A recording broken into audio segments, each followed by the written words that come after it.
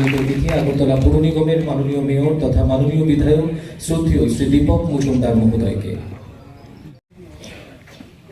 এবারে পরিবেশিত হবে রাষ্ট্রগীত অর্থাৎ ন্যাশনাল। আজকের এই মহতি অনুষ্ঠানে উপস্থিত আমাদের রাজ্যের মাননীয় মুখ্যমন্ত্রী ত্রিপুরা বোর্ড অফ ওয়াকফ মবস্বর আলী মহোদয় মঞ্চে বিশেষ অতিথির আসন অলঙ্কৃত করেছেন অনারেবল চেয়ারম্যান ত্রিপুরা স্টেট হজ কমিটি মাননীয় শাহ।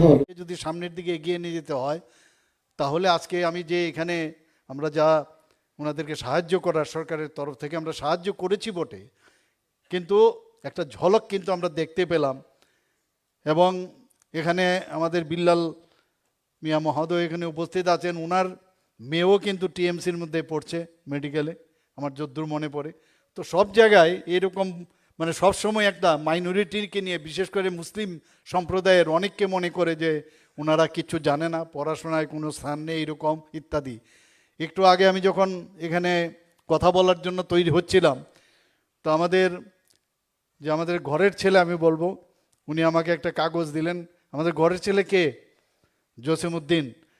জসিমউদ্দিন একটা কাগজ দিয়ে আমাকে বললেন গত 15 দিন আগে ইউপিএসসির একটা লিস্ট বেরিয়েছে, 52 জন ইউপিএসসিতে মুসলিম সম্প্রদায়ের তারা ইউপিএসসিতে এবার পাশ করেছে। আপনারা ভাবুন, মোদিজিকে যখনই আমাদের পার্টির কথা হয়, মোদিজিকে বললেই খালি বলে যে মাইনরিটি সম্প্রদায়ের বিরোধী, কিন্তু রেজাল্ট কিন্তু সেরকম বলে না।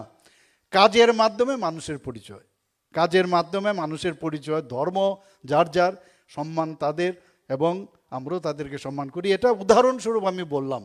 এবং খুবই ভালো লাগে যখন সাধারণ মানুষ একজন চিকিৎসকের কাছে যায়, তখন কিন্তু তার ধর্মের কোনো বিষয় দাঁড়ায় না।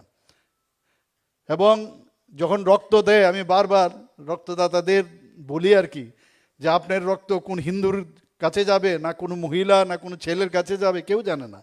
রক্তের মাধ্যমে কিন্তু পরিচয় হয় যে আমরা সবাই এক।